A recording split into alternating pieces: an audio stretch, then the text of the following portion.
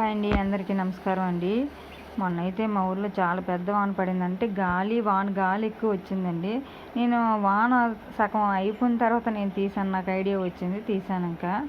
ఇంతకు ముందైతే ఇంకా చాలా పెద్ద గాలి వేసిందండి, చెట్టు కూడా పడిపోయింది మా ఇంటి ముందర ఎదురుగా. ఇదిగోండి, ఇది కూడా ఏంటి డ్రాగన్ ఫ్రూట్ చెట్టు కూడా పడిపోయింది. ఇంకా పైకి ఎత్తున్నాం, దాని నిండా పువ్వులు ఇప్పుడు కాయలు వచ్చాయండి. కాకపోతే అవి పువ్వులు కాయలు కూడా విరిగిపోయి కొన్ని రెమ్మలు విరిగిపోయేవి. ఇంకా పైకి నేను మామయ్య పెద్ద మామయ్య పైకి ఎత్తి గోడకి సేరబెట్టాం. ఇంకా బాగా కొంచెం చిన్న చిన్న ముక్కలు విరిగిపోయేవి. మొత్తం ఆ కుండీలో నుంచి బయటకు వచ్చేటట్లుగా అయిపోయింది అనమాట. ఆ కుండీ కూడా కొంచెం దెబ్బతిన్నది, బీటలు వచ్చేసాయి అనమాట. మళ్ళీ కొత్తగా మార్చుకోవాలి. బరువుకి ఆ బరువుకి పడిపోయింది అనమాట. మేడ మీద నీరు ఉంటే అదంతా క్లీన్ చేసాం. వాటర్ అంతా తొక్కంతా ఆ కన్నాల దగ్గర ఉండేదంతా తీసి మేడ మీద ఉన్న వాటర్ కిందకి గొట్టాలతో పోయేటట్లు చేసుకున్నాం. తర్వాత పెద్దవాళ్ళు అదిగోండి నిత్యమ్మ అయితే తీస్తుంది కన్నాల దగ్గర, అంటే కర్ర పెట్టి.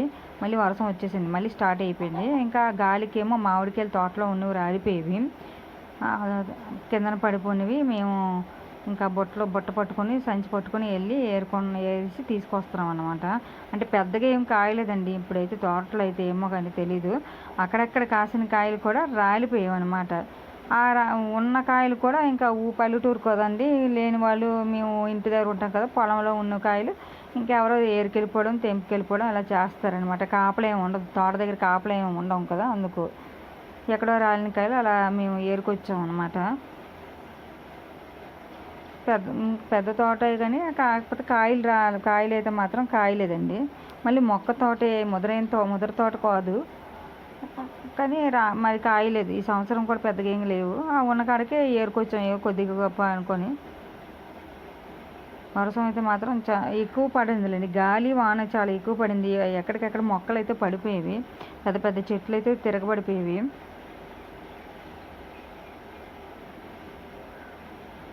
2 days వరకు చాలా చల్లగా అనిపించిందండి మాకైతే.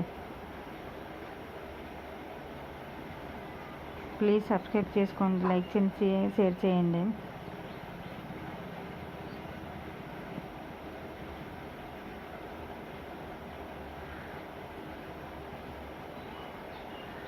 ఇంకా నిత్యమ్మ నేనైతే ఇంకా సాయంత్రం చేసి అలాగా వర్షం తగ్గాక మేము వెళ్ళాము. బురద పట్టించి కాలు అయితే చెప్పులు వేసుకెళ్ళాం, మాకు తెలియక. అంటే అండర్ అలవాటు ప్రకారం మేము చెప్పులు పట్టుకెళ్ళిపోయాం, కానీ కాలు అయితే దూరిపోతున్నాయండి బురదకి. ఇంకా అందుకే చెప్పులు తీసి ఇంకా నడిచాము.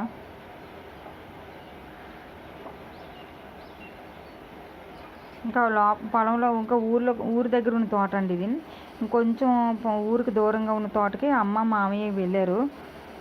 అక్కడ ఏమైనా కాయలు రాలేయి ఏమైనా అనేసి అవి పట్టుకొచ్చాము. ఇంకా పట్టుకొచ్చి అవి గుడ్డతో తుడుస్తున్నాము. అంటే బాగా ముదరకాయలుగా ఉన్నాయి, అవి ముగ్గుతాయి అనేవి ఇలాగ నీట్గా గుడ్డతో క్లీన్ చేసి ఇంకా గోన్లో పెట్టేస్తున్నామండి. అంటే ముగ్గుతాయి కదా, అందుకు నీట్గా ఇవ్వండి క్లీన్ చేస్తున్నాను.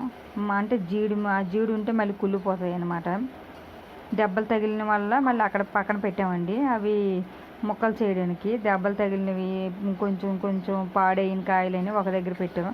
అవి అయితే చెట్టు పండ్లు దొరికాయి, కొన్ని అయితే చెట్టు పండ్లు దొరికాయి.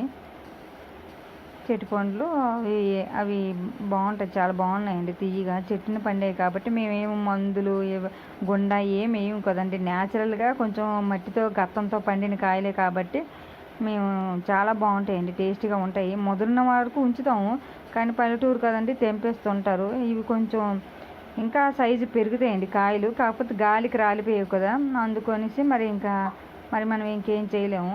అందుకని నీట్గా బాగా ముదిరిన కాయలల్లో మొగ్గ పెడదామని చూస్తున్నాము. నీట్గా తుడిచేసి మొగ్గ పెడుతున్నాము. కొన్ని డాగులు మచ్చల్లా ఉన్నవి, కొన్ని పగిలిపోయినవి, అవన్నీ వేరు చేస్తాను. ఇంకా చాలా సైజు పెరుగుతాయండి కాయలు అయితే. ఇవ్వండి ఇలాగ వాటర్లో కాయ పెట్టి కడిగేసిన తర్వాత ఇలా తొక్క తీసేసి దానికేమో ముక్కలు కోస్తామండి. ముక్కలు కోసి అవి ఎండ పెడతాము, ఎండు మామిడి ముక్కలు అంటాము. మనకు వర్షాకాలంలోని దమ్ములు, అంటే మాకు పల్లెటూరు కదండి, వరిసేని పంటను దమ్ము పడతాం కదా, ఆ టైంలో వండుకొని తింటారండి. చాలా బాగుంటాయి బెల్లం వేసి వండితే. మాకు చాలా ఇష్టం, మా అందరికున్నాం. మనీ బాబుకి అయితే చాలా ఇష్టం. కూర చాలా బాగుంటుందండి. ఎండినవి ఎండుతాయి అన్నమాట. ఇలాగా నీట్గా అక్కడ గచ్చు పైన నీట్గా క్లీన్ చేసి అవి అయితే వేసి పెట్టాము.